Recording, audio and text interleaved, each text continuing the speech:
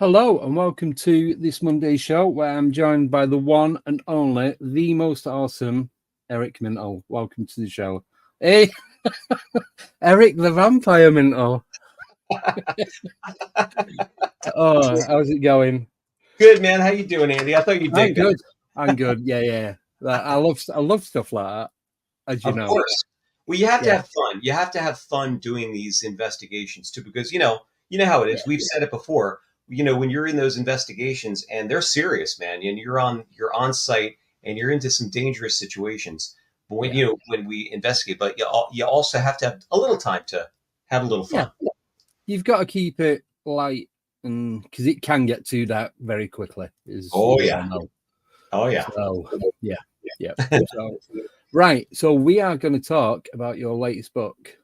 Oh yeah, man. Well, we are. You are. I'm not. I didn't write it. Well, hey, listen. First of all, I want to say thank you again. It's been a minute since we've been on the show. Since I've been on your show. I know we've been trying to get some things together, and I haven't been available. Yeah.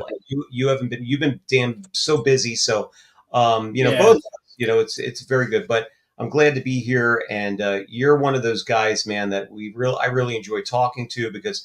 It's like-minded individuals. You guys it's like us. You're out in the field investigating this stuff, like boots on the ground. Yeah. And but yes, no, the book's pretty fun, man. It took me a little bit to get it together, but I finally did it. I mean, it probably took about a year, maybe a year and a half. Wow. I took a lot of the cases that we've been on. It's called Eric Mintel Investigates Casebook Investigations 2016 to present, and talking about not all of the cases, but the cases that were the most interesting and the most mind-blowing. The Beast of Bray Road, UFOs over Bucks County, ghosts, UFOs, Bigfoot, Dogman, the Bigfoot in the New Jersey Pine Barrens. So all kinds of stuff that we experienced and wanted to write about. And I finally got it together, and I'll tell you, man, it's been going great. It's available on Amazon as usual with all the usual, outlets. But I've been doing a lot of book signings lately, and they've been great too. A lot of people are, buying books. They've been selling like hotcakes, man. It's been great. I was up at the Exeter UFO Festival in Exeter, New Hampshire, at the end of August. And I was just at, believe it or not, the Mothman Festival. I know. I've seen the pictures, and I'm like, how dare he go without me? I'm like, oh my God. Andy, if you were here, man, you could have gone because Dominic at the last minute couldn't go. So I wound up going by myself. So it was really? Yeah, it was 7.5 hour ride to get down there, but it was worth it. I was glad that I did it because it was funny. There was 20,000 people there. Wow. and it was amazing. I sold out of books and got to hang out with those guys from Mountain Monsters, and one of my Oh favorite. That was yeah. I Jeff love that show. Will Yeah. Willie McQuillan. So it was really, really cool. And I saw my old buddy Steve Ward, who I'm sure you've probably interviewed Steve Oh, too. he's such a top guy. He is. When he told me he was getting the job as a curator, I'm like, that has got to be the best job. Even though he only does like weekends or like Right, 2 days a week or whatever, it's like I and still want that job. And lives on the same road that they first had the Mothman sighting. No, I know. I mean, like, what? Well, you couldn't write it, but it's just so, just everything about that is just so surreal. Yeah. Oh my God. It's insane. So, I mean, Yeah. So that was really cool. And, so the book has been great. And then of course we've been busy as hell with doing new videos. And we're doing a lot of releases like this month for October. I have like 28 days in a row booked, which is, I got one tonight. I'm doing a lot of talks at libraries and places like that. Yeah.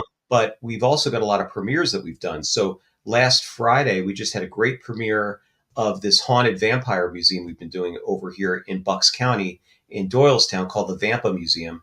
If you ever go over, if you come across the pond, Andy, you got to come over, and we got to tour this museum, man. You would love it. Well, I'm supposed to be doing 2 trips to the US next year.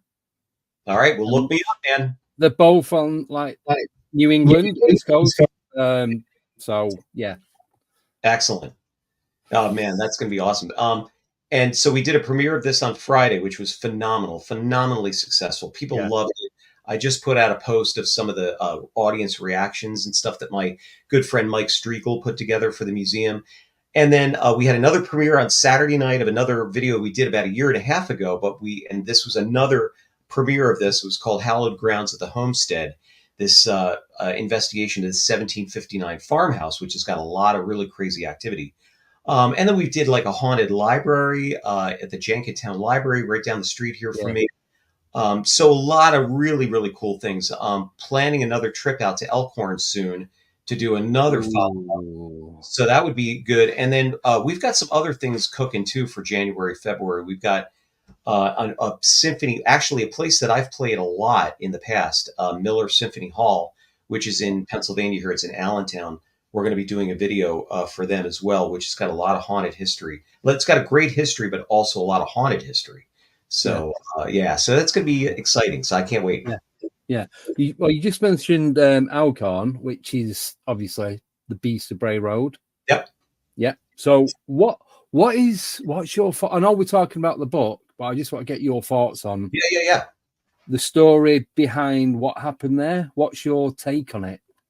Well, for your listeners that might not know, we did an investigation of this cryptid, the Beast of Bray Road. Now, the Beast of Bray Road is supposed to be an upright canine dogman type creature, like 6 to 7 feet tall. It's been seen for years. I mean, it goes back to the 30s. And then in the early 90s, people had been seeing it again, which I believe there's a family of these things. There's a pack of these things there. Yeah. But they had seen this in the early 90s. And Linda Godfrey, she was a great author. She's passed away now, but she was a phenomenal author, historian. And she started writing about this creature in the local newspaper. And from accounts that people were getting of seeing this creature crossing Bray Road. Bray Road is it's about a 4-mile road in southern Wisconsin, which is Elkhorn, Wisconsin. Yeah. So a good friend of mine, Ellen Collins, and she's a big fan of what we do. She had said to me, we ought to do a video on this Beast of Bray Road, and I'm like, well, I said, I had heard about it. I didn't really put too much into it back in the day. I wasn't really, I had heard about it. I didn't know too much about it. But then I said, well, the only thing is I would love to do that, but how are we going to get out to Elkhorn? Who's going to pay for the editing? Who's going to do this? So anyway, she paid for the whole freight. She was phenomenal. And we're forever in her debt for these videos that we did. Yeah. And so I made her the executive producer. So, fair enough. Oh my God. And so we did this investigation on the farm of Lee Hample, which is, he's amazing in himself. He was a math teacher He's still around. He's in Elkhorn. His farm is about 2/10 of a mile from Bray Road. But he used to be a math teacher, and he never had any interest in the paranormal whatsoever. He was like 35 years as a math teacher until he retired and became a hay farmer. He bought his mother's a farm from his mother's estate, and this was back in 2011. He bought it. He didn't start farming there until 2013, and in 2014 is when he first had his encounter with this creature. But his neighbors were going, "Hey, Lee, by the way, that's your property? That's where the creature is." He's like, "What?" He knew Wisconsin was the home of alcohol, but these guys were straight. They were being serious. So he didn't really put too much into it until he had his encounter with this thing one night in May of, I think it was 2014. He saw these red glowing eyes staring back at him from his field, and he was pulling out of his driveway, and he saw this thing, and he saw these eyes, staring back at him, and then boom, they jumped about 15 feet in the air and disappeared. And then the next day, this set him on this path of like, what is on my property?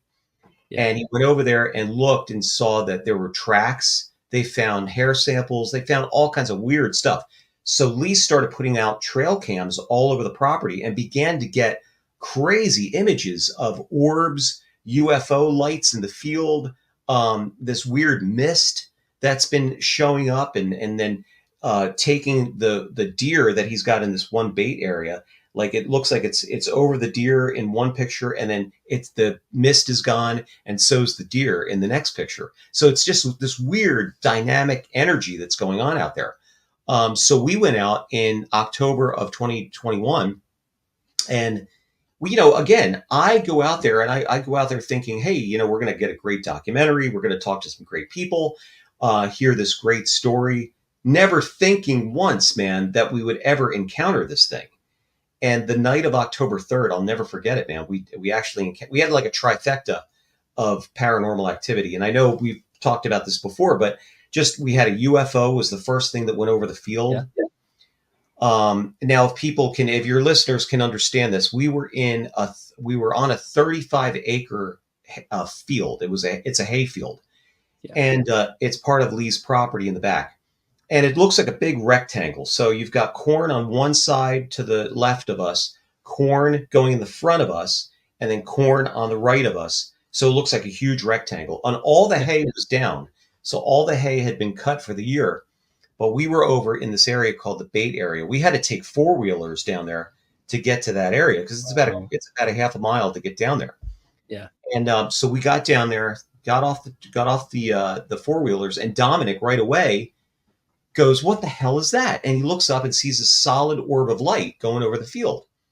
And so we're looking at this thing, trying to figure out what the hell it is. And then all of a sudden it does like a little 45-degree angle and disappears, just blinks out. And then right after that is when we heard the howls. And we heard one in the distance. We heard one very close to us. And then the third one, Dominic says to Ellen, are you hearing these howls? And she goes, "Yeah, they're coming from over there." And as she says that, we hear, it was this scream, growl, yell combination. It was a very monotone. It didn't pitch. It was not a coyote. It didn't pitch. It wasn't wolves or anything like that. This, and other people have heard this, and they all say the same thing. It sounds like a man screaming in this field. It's like this low guttural scream growl. Now, for whatever reason, you don't even know this because we haven't talked about this. For whatever reason, I never listened to those growls and those howls on headphones until maybe about a month ago. Right. Yeah. And during the second howl, we had behind us, we had a growl that happened right behind us. So there was something there. It was like it did some kind of low, and we were in pretty imminent danger at that point. And again, no protection. We had no protection because it was my stupidity of thinking that we wouldn't encounter anything. So we had just a flashlight and a radio. That was it. Nothing else. A walkie-talkie. Yeah. Lee wanted to give me like a flare gun, but I never took it because if we would have had that, we could have lit up that whole area where we heard the howl. Yeah. But when we heard that howl, the first thing was like, what are we hearing? What is this? But then what really got us to get out of there, Dominic goes, shine the light over to where we just heard the howls. So we just heard that howl over there, and Scott, our cameraman, it was just the four of us, me, Dominic, Ellen, and her son Scott. Scott shines the light over to the corn, and there you see two yellow eyes about 6 feet up in the corn, going like this, looking back. And we were like, okay, that's it. It was telling us, this is my territory, get out of here. Yeah. And we got on the four-wheelers and went back. Lee couldn't believe we were back so soon. It was only like within a half hour that we were out there. Like as soon as we got out there, we started getting activity. I always blame Dominic, because Dominic's like, but this was completely out of his wheelhouse. Dominic is a spirit medium, Dominic Mintel, and this is completely, he's not hunting cryptids. So I dragged him out here, and for whatever reason, it was unbelievable. He just was freaked out. And he doesn't get freaked out by a lot of stuff. This thing freaked out. But Andy, that night, the entire town of Elkhorn lost power too. Oh. It all went out. And then here's the thing I don't think I ever told you. We went back and did a follow-up investigation 6 months later. Yeah. And we went back. Now, the corn was all down at this point. This was like April of 2022. We went back there. All the corn was down. And we didn't encounter it this time. We did a night investigation, never heard anything. But during the day, we went over to that field where we heard the howls from before. And we walked around there and tried to find tracks. We found all these weird square tracks. It was really weird. But we went back to the hotel room. All of the hotel keys that we had in our pockets were demagnetized. So something went back, and something's there. I think it's a very high energy area, because you know how you have those ley lines and energy lines throughout the world.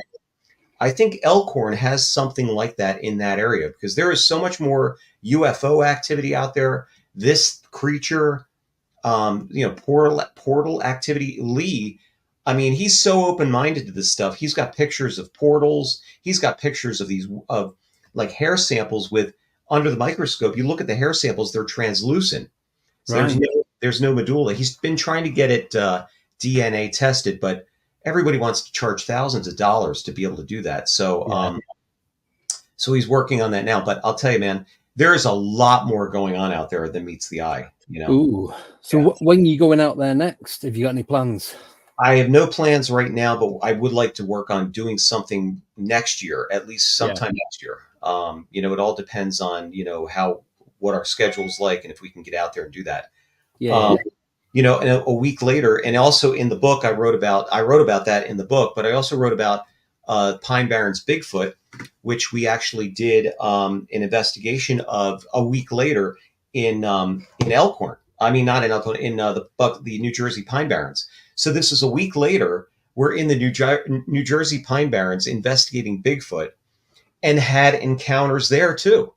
And again, it was me, Dominic, and it was Eric Spinner, who is a great Bigfoot researcher, and Art Mack. They're great guys, great researchers.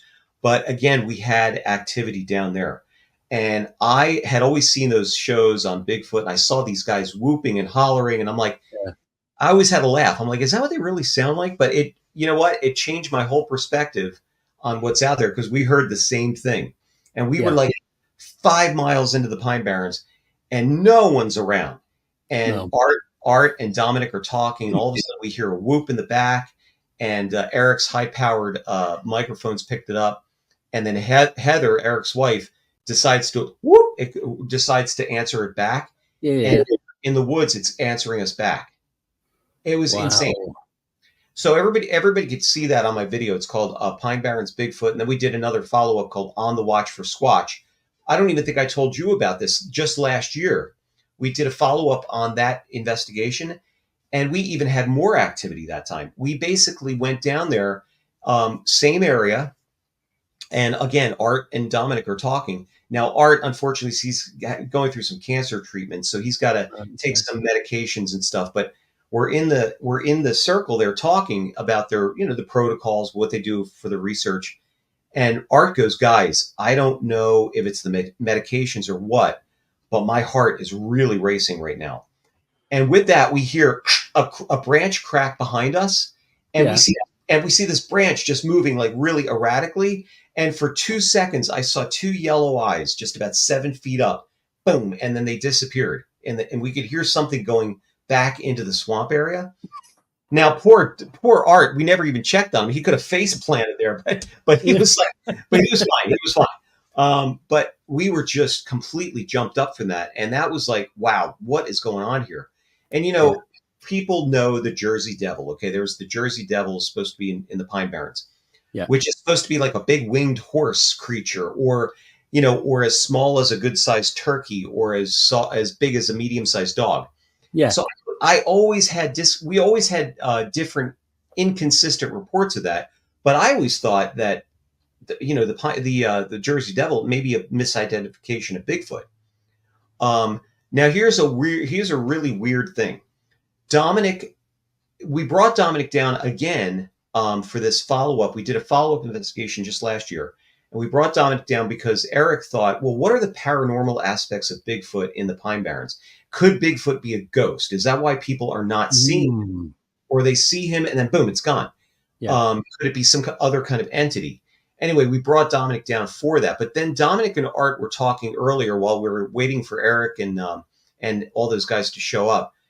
He figured out a way that Art was connected to this Sasquatch somehow, where the Sasquatch, do you remember in E.T., obviously our favorite film, you remember E.T. and Elliot were like, they felt each other's the code, and right.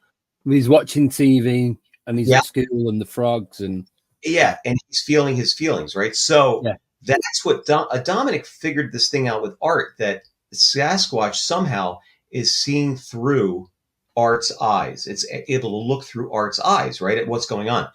Which the only reason I say that is because why Art's heart started racing was like, could this thing have been watching us? Yeah. And it was getting nervous, like, what is going on? And Art was feeling that feeling, and then all of a sudden it got scared, boom, and left and took off.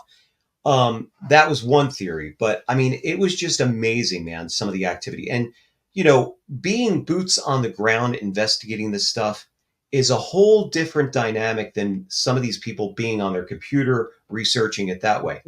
You have to be out, because there is stuff going on that you can't explain, man. And feeling it. I mean, even down there, the last time we were there, we got zapped. We got zapped because all of our the Dominic's Apple Watch, boom, drained power. All of the lights that we had for the video drained. We had my phone drained. So right after we heard that branch crack, so whatever came up and manifested itself there, it zapped the energy there.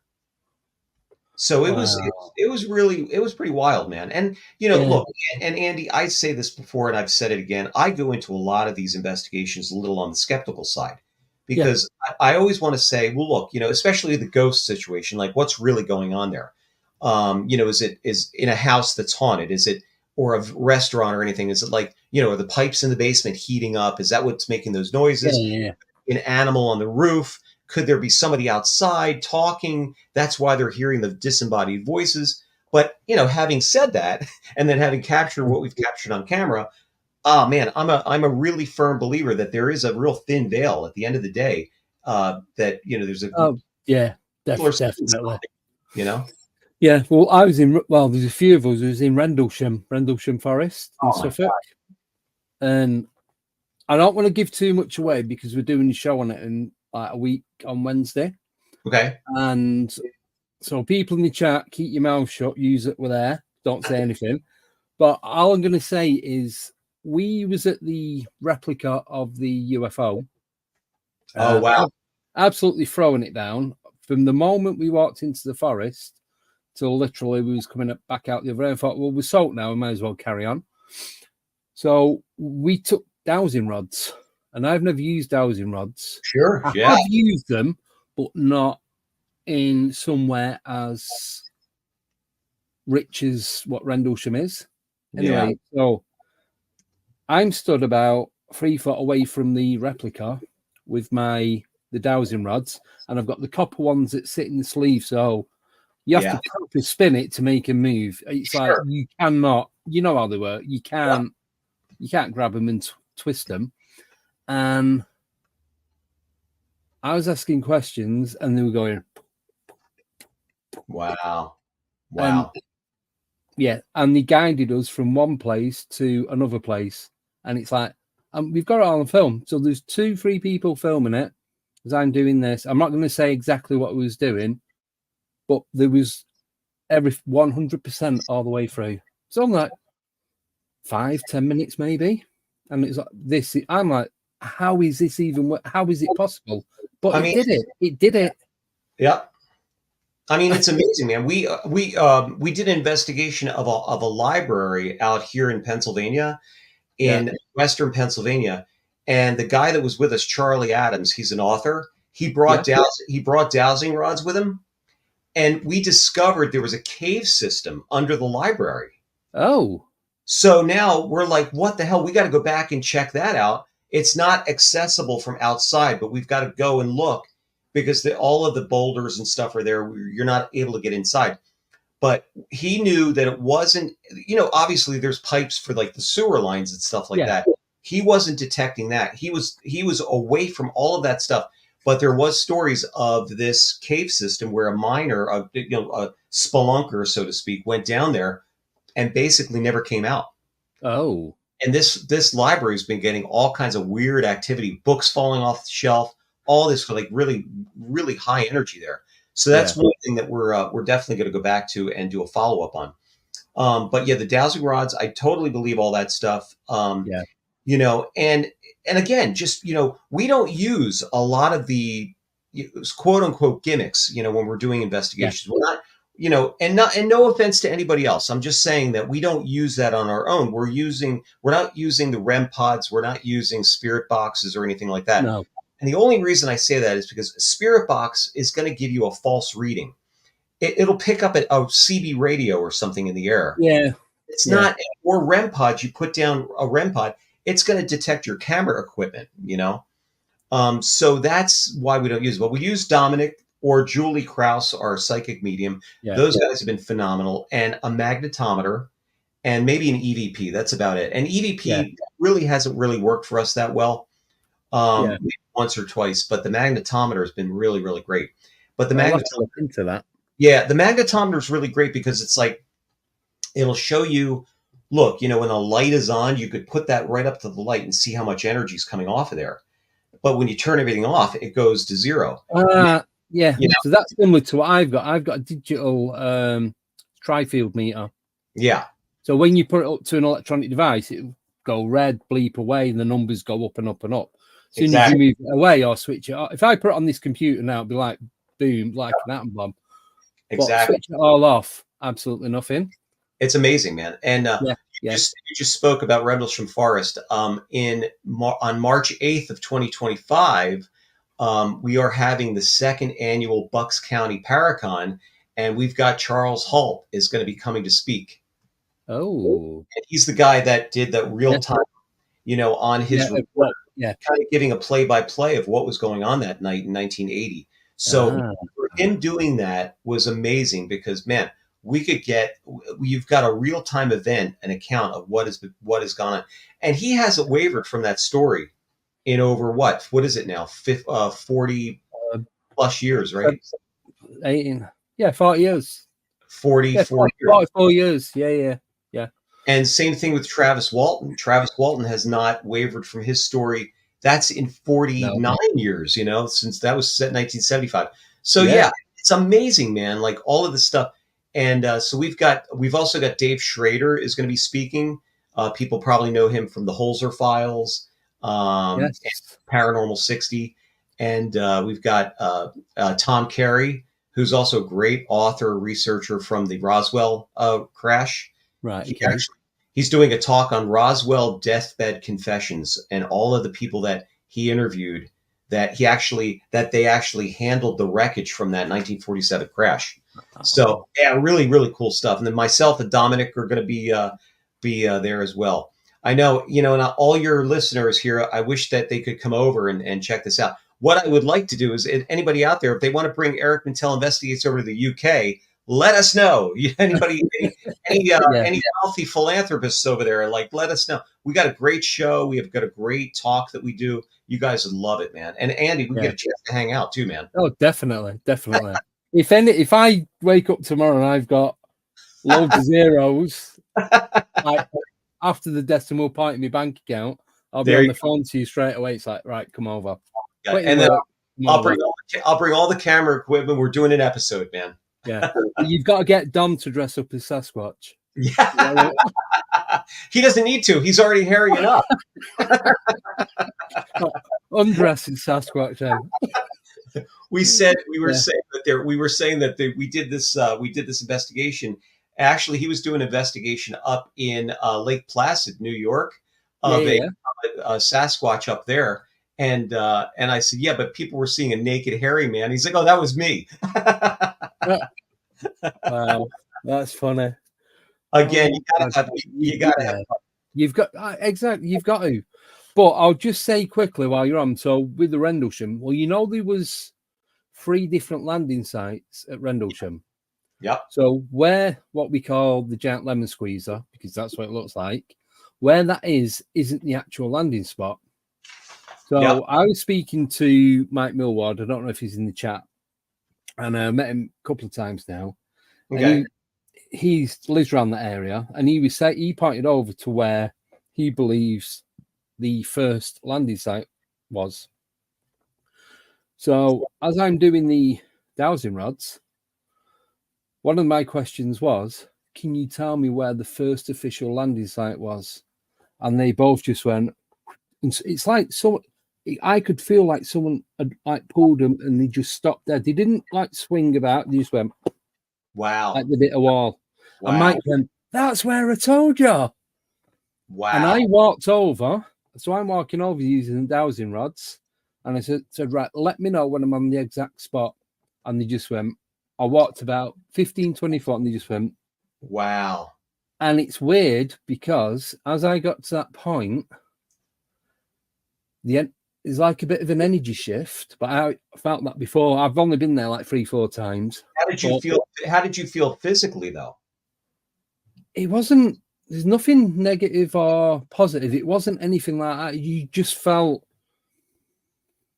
I don't know, like a little bit heavier than the rest of the forest. And I'd only walked 15 foot away from where the object, the replica is. Right. Well, I got to this part and I was just drawn to this particular tree stump. And I stood there for a few moments. I was on my own. Elaine and Og, who's in the chat, they was not too far behind me because other Elaine was filming. And I just got this feeling while I was stood there. It's like, this is it. I know it's not, well, this could be it. It might be there. It might be it. It was like, this is the spot where it landed. This is the first. And then I did something else.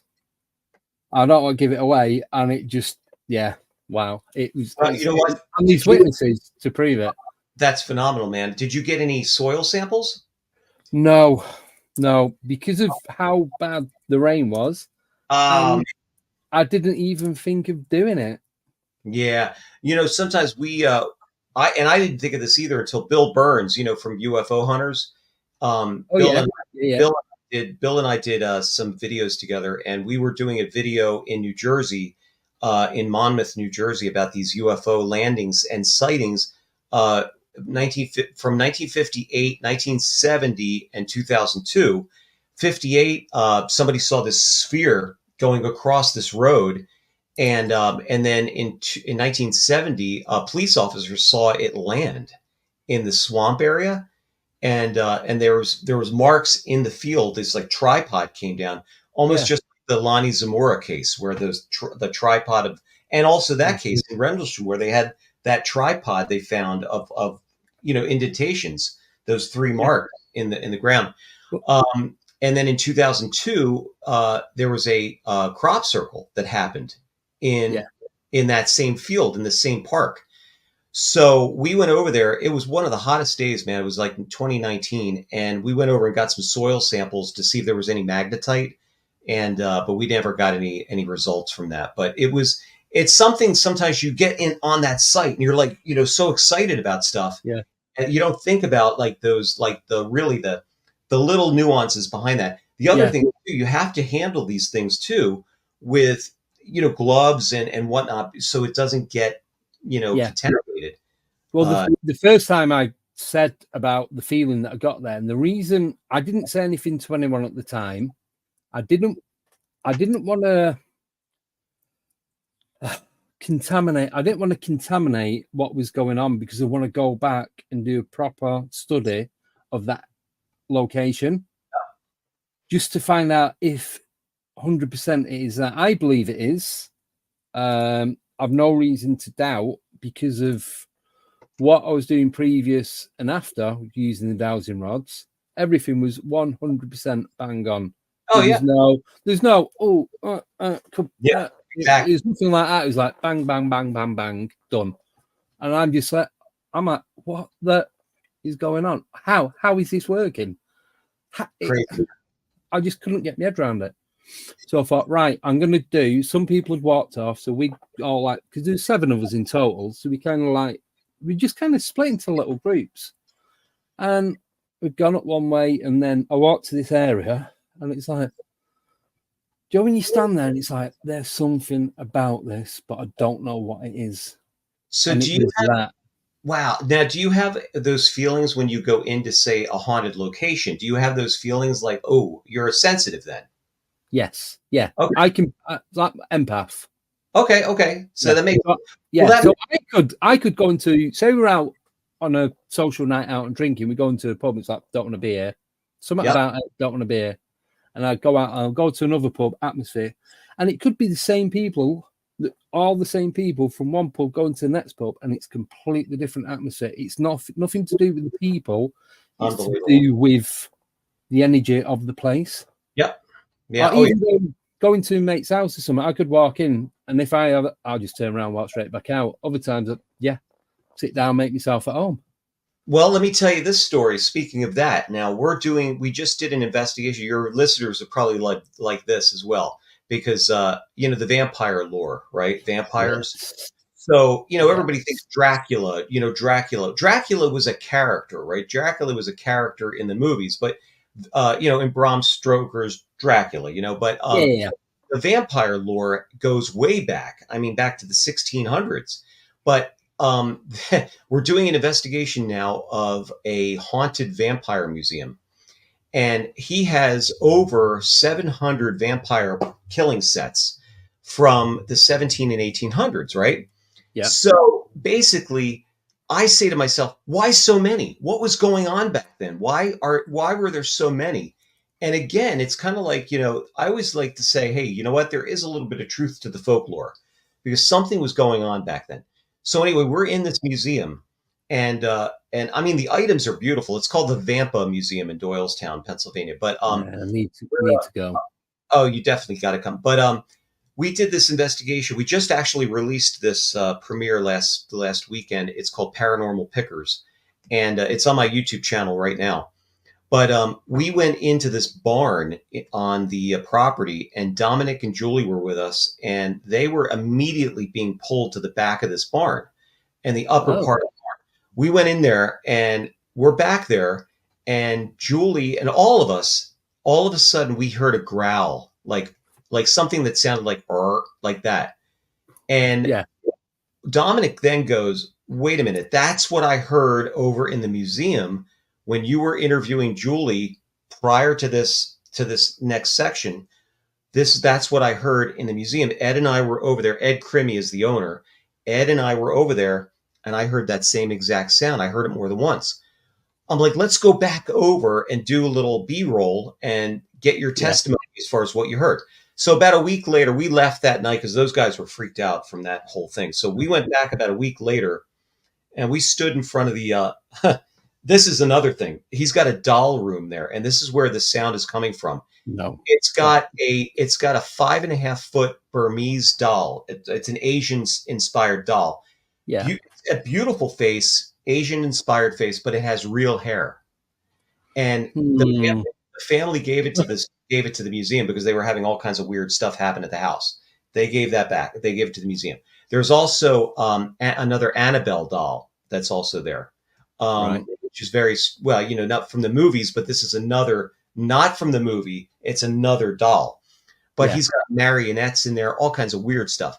Anyway, Dominic is standing in front of the room, and he goes, when Eric was talking to Julie, I was standing here with Ed, and I thought it sounded like, to me, the voice box of the dolls, with the batteries dying. Well, first of all, there's no batteries in these things, right? They're all older than that. Yeah. So with that, you hear the same sound. It goes like that, and Dominic freaks out. And you could see it was all real time. He said that he felt like something reached out and tried to grab his shoulders. It was that intense. I was the only calm one there that night. I'm like, so Ed and Dominic are freaking out, and I have the camera. I totally forgot that it was still rolling. So these guys, they take off, and Ed takes off, but he comes back, and we played it a couple of times, and you could hear whatever this is, man. It is just crazy. Wow. I don't know if I have anything. I don't know if I could. I was going to see if maybe I could play for you guys that little clip. I don't know if you're able to do that or not, but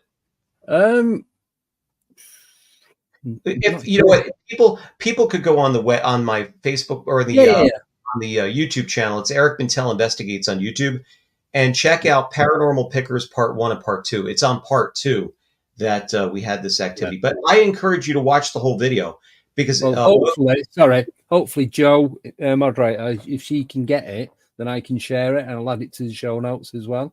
Oh, great. That'd be awesome. Yeah. Because this is going out on podcast as well. So great. It'll be on Apple and Spotify. I love it. Oh, that's awesome, man. It was an amazing investigation. And I mean, stuff like this happens all the time, Andy. It's like within 20 minutes, 20 minutes, it's all mass chaos, man. It's crazy. Tell me about it. I'll just tell you quickly, because I know you've got to shoot in a minute, but there's the cemetery that I go to near me. It's a consecrated cemetery. So the church is just walls. That's it. No floor, no roof, no windows.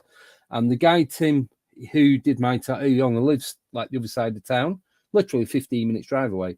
So we met up there. I think it was a Saturday afternoon or something. I can't remember, whenever it was anyway. So we use his Dolby On to do EVPs. So it's just the app on the phone. So we're talking to, he's been a few times, so he knows a bit of the history of it. I just go and get something. I don't just go home. And we're getting, as we're talking, oh. So we're getting the heavy breathing. He sets a REM pod up at the side of this mother and daughter headstones. I see it. It moves only about 20 degrees. Doesn't go off, but it moves. Mm. As that's happening, as we're talking, we hear. So it's crossed between predator and a frog. You're the yeah, but more prominent than that. Yeah, that's the best we can do. And we didn't hear it. There's no frogs about. There's no other animals about. There's just me and Tim in the cemetery. Wow. And this noise was like it was right up against the microphone. That's and great. I've got the audio video of it up, so you can hear the breathing as we're talking. It's amazing. I was thinking, well, could it be us? Could it be one of us? That's do you know when you're walking about, you don't realize how heavy breathing you are, but you can clearly hear as I'm talking, as Tim's talking, it's over the top of us. It's neither of our voices. Oh my God. It's just, it's. We're shooting part 3, speaking of cemeteries. So, and one of the things, we never go investigate graveyards because we're thinking, well, if there's, you guys in the UK have great pubs, you've got great restaurants. The history there is amazing. So naturally, you've got a lot of places there that are haunted, people, because those energies liked being there. And I always say if a place is being haunted, they liked being there, or maybe they don't even know they shouldn't be there, but they're still there. They haven't crossed over yet. But we just did we're working on part 3 of Paranormal Pickers, and we had to meet someone in this graveyard who had this document that Ed needed to get. It was an antique document that goes along with this vampire lore. So we met this guy in this graveyard. Well, prior to meeting this guy, we're hearing all kinds of screams coming from the graveyard, and it was like animal screams, and it was almost like what we heard in an elk horn. Ah. And it wasn't coyotes. We have coyotes out here, but it wasn't a coyote. So very, very cool. So, oh my God, that's the thing, man.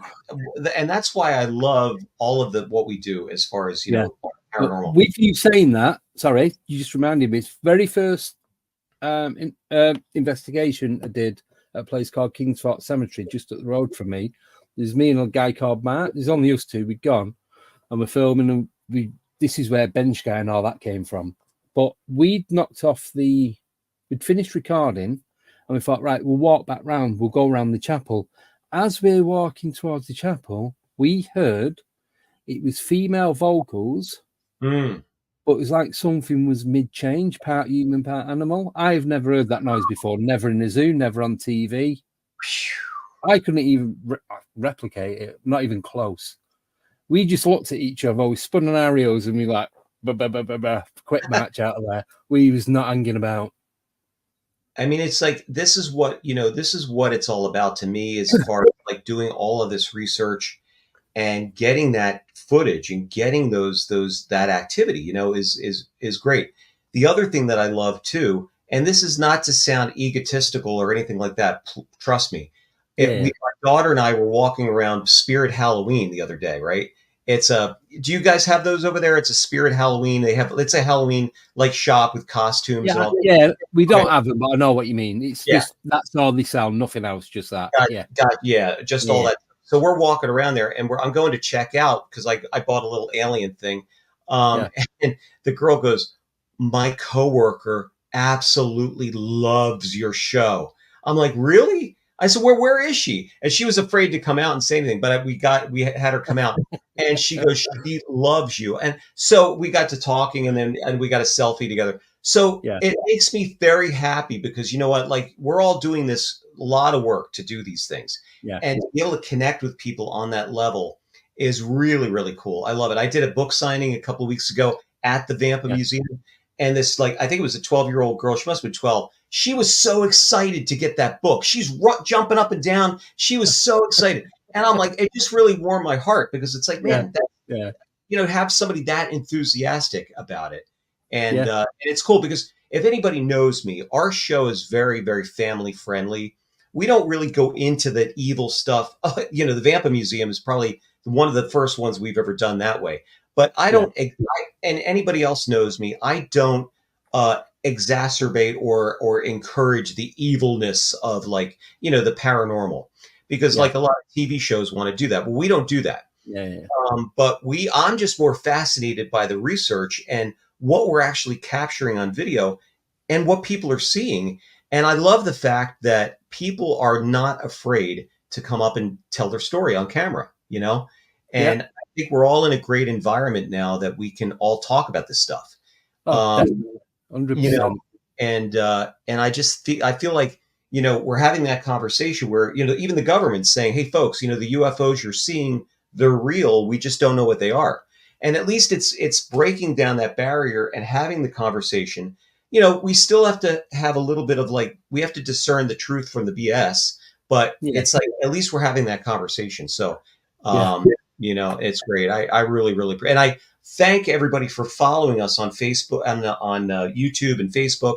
We've got so much more content coming. And I do all the editing, man. I do all the editing and all the voiceover. I love it. Yeah. Do you find it very time consuming though, doing the editing? It is. It's time consuming, especially now. I've got one on Halloween night that we're going to be releasing at this National Hotel. And as a matter of fact, tonight, after I do my talk, I'm going up to do extra footage tonight at the hotel, which is only about a half hour from here. But I want to go up and do some extra footage that we didn't get before. So I'm just going up myself to do it. And thankfully, again, the owner is very, very forward thinking and loves this kind of stuff. And so I'm going to go up and do that. And I should have the video wrapped up before Halloween so we can have the premiere. Yeah, so it's going to be fun. So, Andy, as always, man, a pleasure, man. Always a pleasure. Oh, thank you. I know it's so difficult getting the right time for both of us for you to come on. Well, we got it. We got this. We've done it. We've done it. Oh yeah, we did it, and we'll do it again too because we should. Yeah. We do another one in November and talk about another recap on a lot of the stuff that we're also doing. But if folks want to buy my book, they could get it on Amazon in the UK. It's on Amazon, and I'll do some special. Maybe I could do some kind of special thing too, where I could sign it here, and if anybody wants to order it, a signed copy, maybe they could order it right through me somehow, maybe through PayPal or something like that. So which is what I'm going to be doing. So yeah. And I want to thank JoJo for getting my link out there. She's awesome. Thank you so much.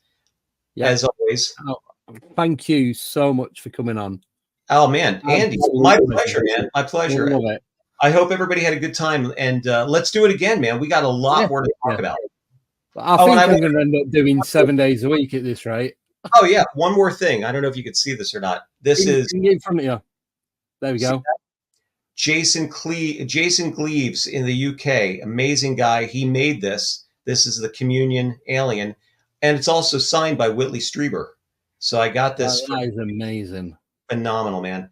And this goes right up on my shelf, but it's amazing, man. It's just unbelievable. Yeah. So I met some incredible people during this, yourself included, buddy. But listen, Andy, when you're out there, stay safe, man. You too, definitely. All right, buddy. You go and enjoy yourself, and I'll speak to you soon, and we'll get the other thing sorted as well. Thank you so much. Have a good night. Bye, everybody. Cheers, Eric. Bye.